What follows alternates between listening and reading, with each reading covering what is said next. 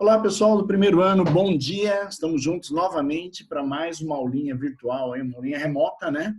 Com relação ao conteúdo de História da Arte do primeiro ano. A nossa aulinha de hoje é uma aula sobre o Império Bizantino, a arte bizantina, né? Então, antes de começar a aula, eu queria lembrar vocês, né? O que é esse mundo bizantino que a gente viu na frente 1, estamos estudando na frente 1 e veremos na frente 2 agora. Quando Roma estava em processo de decadência, né, no Baixo Império Romano, século IV, o imperador Constantino, imperador romano, transferiu a capital de Roma para o Oriente, para uma cidade chamada Constantinopla, hoje Istambul, e lá estabeleceu a região do Império Bizantino, a região de Bizâncio, né, que era a parte oriental do Império Romano. Nesse momento, aí, Roma tinha, na verdade, dividido seu território em duas Romas. A Roma do Ocidente, que sobrevive até o século V, que será invadida por bárbaros no final da sua história, e a Roma Oriental, que permanece lá na região oriental até o século XV.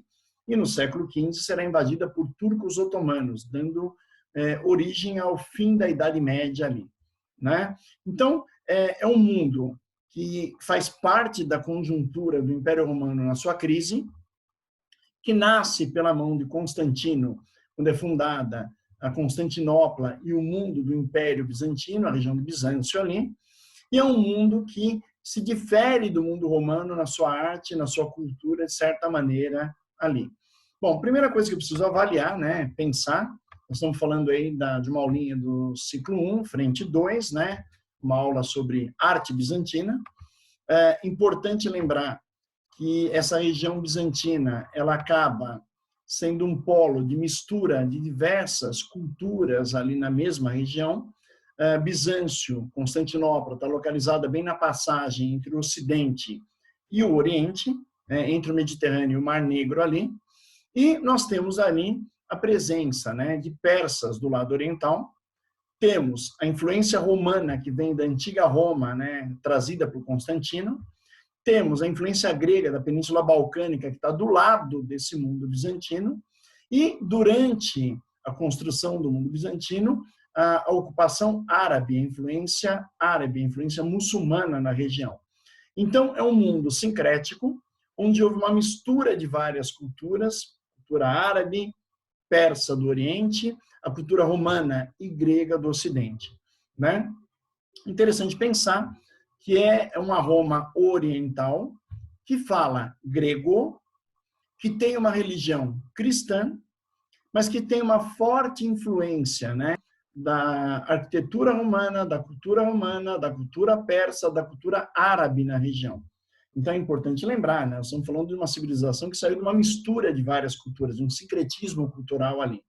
Nós temos aqui uma parte, uma página da Bíblia, né, da religião cristã ortodoxa grega, que nasceu dentro do Império Bizantino, né, dentro da estrutura do Império Bizantino, uma religião que se separou da Igreja Católica Apostólica Romana a partir de um cisma do Oriente. A palavra cisma significa separação, rompimento. Uma igreja que deixou de obedecer o Papa para obedecer o imperador no primeiro momento, né, dentro de um césaropapismo, a gente viu na frente 1. Vou recordar o que é isso, né? O césaropapismo, quando o imperador passa a ter a autoridade de um César e de um Papa ao mesmo tempo, ou seja, ele é um líder político e um líder religioso. Então, nasce uma igreja dominada pelos imperadores bizantinos ali. Hoje não mais, hoje dominada por um patriarca da igreja ortodoxa, né? Interessante que é uma Bíblia escrita em grego, que é a língua falada no Império Bizantino, né? Usada no Império Bizantino ali. Bom, da continuidade aqui a gente vai falando. A arquitetura bizantina, né? Usei como exemplo aqui a Catedral de Santa Sofia, né? Que fica lá em Istambul, na antiga Constantinopla. Ela tem dentro da sua arquitetura as influências diversas na região, o sincretismo na região. Então nós temos o minarete, que é essa torre, que é de origem árabe, né? Não é de origem ocidental, de origem árabe. Temos os arcos que aparecem na construção, que são de origem romana, né?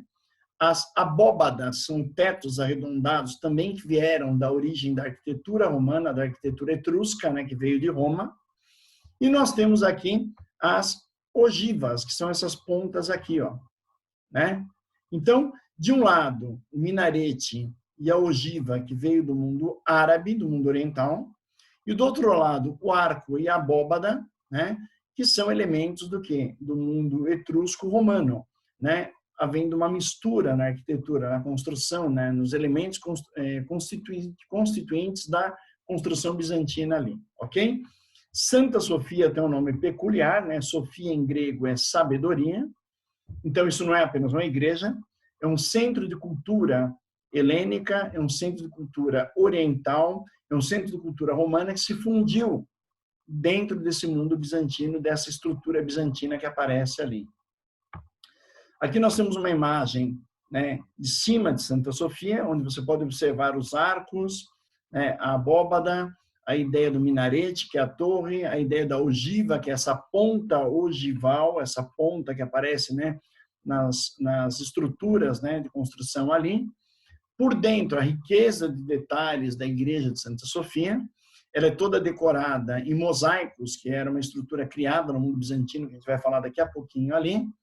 E se você observar nessa imagem aqui, você percebe que ela é uma igreja cristã, né? Grandes arcos, abóbada, né?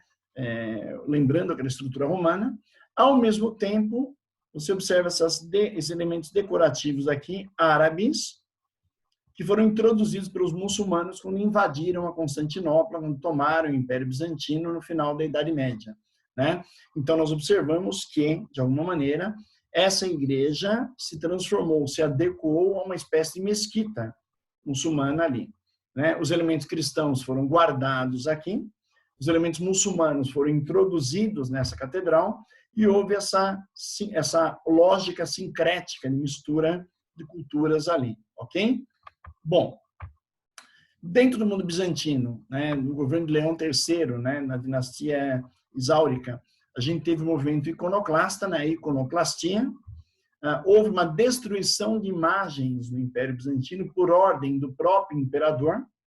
A ideia era combater a idolatria, né, os idólatras naquele momento ali. Esse combate à idolatria gerou uma destruição de imagens, ó. Iconoclastia, ícone, imagem, clastia, destruição. Então, houve um movimento de destruição de imagens no Império Bizantino, né? Isso traz um prejuízo para o estudo da escultura que existia ali. Então, as estátuas sagradas, os objetos sagrados, foram quebrados, foram destruídos a mando do imperador. Isso causa uma insatisfação muito grande em parte da população e no Papa, que comandava a Igreja Católica Apostólica Romana do Ocidente, mas, de alguma maneira, a imagem ilustra a quebra de imagens do Império Bizantino, né? É importante entender para a gente poder perceber a pouca escultura que ainda existe para ser mostrada, analisada dentro desse mundo ali. Bom, por último, a constituição de mosaicos. Para quem não lembra o que é um mosaico, né? São desenhos elaborados com pedras coloridas, pequenas pedras coloridas, onde você vai constituir as imagens da cristandade, do mundo cristão ortodoxo que nasceu no Império Bizantino, né? E que era comandado até então pelo imperador, lembra? Expliquei agora há pouco, o césaropapismo, né? Imagens sacras mostrando a realeza bizantina, a ligação com a cristandade, com o cristianismo. Um detalhe muito legal que eu acho nessas imagens, para observar, é a face orientalizada dos personagens, né? Eles estão no mundo entre Ocidente e Oriente, os olhos mais amendoados, mais puxados aqui, né? E você tem uma imagem cristã diferente do mundo ocidental. Alguém vai falar, Moda, por que diferente? Quando eu vejo Cristo no mundo ocidental e no mundo ortodoxo oriental, ele se apresenta de uma maneira diferente. O Cristo no Ocidente, na Igreja Católica Apostólica Romana, ele foi barbarizado, ou seja, ele foi influenciado pelo mundo bárbaro, principalmente pelo mundo germânico, né? Pelo mundo dos bárbaros da Europa ali. E, de alguma maneira, o nosso Cristo ele se apresenta como um homem branco, loiro, dos olhos azuis, um elemento bárbaro, né? Um elemento que lembra muito a barbárie, né? O elemento germânico ali. Do outro lado bizantino, tem um Cristo orientalizado, com cabelos mais escuros, a face mais oriental, o nariz mais alongado, os olhos mais puxados, que dá uma característica de influência oriental dentro da cultura ali. Então, é importante lembrar, né, do centro cultural que é Constantinopla, né, dessa ligação entre Ocidente e Oriente, onde ela está bem no meio ali, privilegiada pela posição geográfica dela, boa para o comércio, boa para a cultura, boa para o desenvolvimento e a mistura de culturas na região. Importante lembrar de uma arquitetura que guarda elementos de cultura árabe, oriental e de cultura ocidental misturados ali em Santa Sofia. A língua grega como língua oficial do mundo bizantino, né? A constituição de elementos de cultura, né? A partir da escrita grega, do pensamento filosófico grego próximo da região, né? E a forte influência da orientalidade, né, na construção desse mundo bizantino, principalmente pela influência persa e pela influência muçulmana, islâmica, a partir do século 7 e 8, né, que vão acontecer ali. Eu gosto muito de trabalhar o mundo bizantino em cima de uma questão de vestibular, né? Volta e meia nós vemos em prova de vestibular o aparecimento de imagens como essa aqui, né? São mosaicos, as pedras coloridas ali, e o vestibular pergunta, né, caracterizando qual local, qual cultura, né, dentro da arte no mundo ali. E é fácil lembrar, é uma cultura de Bizâncio, é uma cultura da Roma, do Oriente, né, que sobreviveu por quase 1000 anos e que estabeleceu esse padrão, né, do uso do mosaico, que acabou ocupando o lugar das estátuas que foram destruídas pelo movimento iconoclasta, ou seja, sobreviveram mosaicos, estátuas não. Então, para nós, estudar o mundo bizantino hoje na sua imagem, né, construção de imagens, mais pelos mosaicos do que, na verdade, para a estatuária, né? Outra coisa muito importante, guardar a característica arquitetônica, né? Como grande símbolo, a igreja de Santa Sofia, dentro da Constantinopla, dentro de Istambul, hoje, né? Que é um centro econômico da Turquia, né? Um grande centro econômico dentro do mundo turco ali, ok? Galera, essa foi a nossa aulinha curta e rápida sobre o Império Bizantino, sobre a arte no Império Bizantino. Espero que vocês tenham gostado, interpretado bem a aula. Na próxima aula já entraremos e começaremos a discutir a arte islâmica, a arte muçulmana. Teremos 2 aulinhas de arte muçulmana para discutir a construção da arte islâmica, a construção do conhecimento islâmico, da cultura islâmica ali. Beleza? Fiquem com Deus, protejam-se, máscara no rosto, luvinha na mão. Vamos quebrar essa ascendência, né, da doença, né, do Covid-19 aí, e logo, logo estaremos, né, quebrando também, saindo dessa quarentena que tanto nos preocupa e tanto nos deixa presos aqui, né? Então, até a nossa próxima aula. Boa sorte para todos. Cuidem-se e cuidem da sua família. Beleza? Tchau, tchau, gente. Um abraço.